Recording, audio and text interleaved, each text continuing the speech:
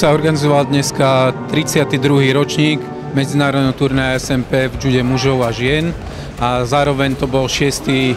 ročník memoriálu Zoltána Pálkovača v kategórii do 100 kg.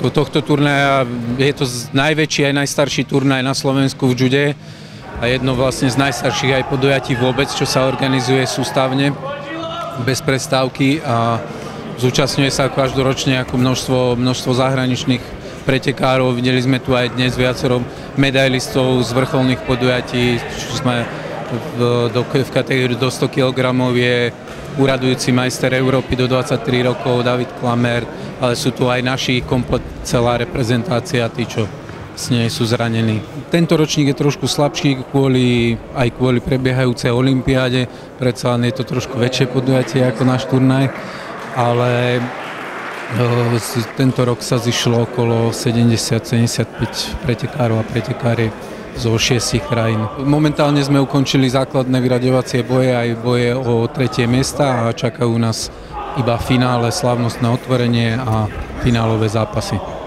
1. a 2. miesto.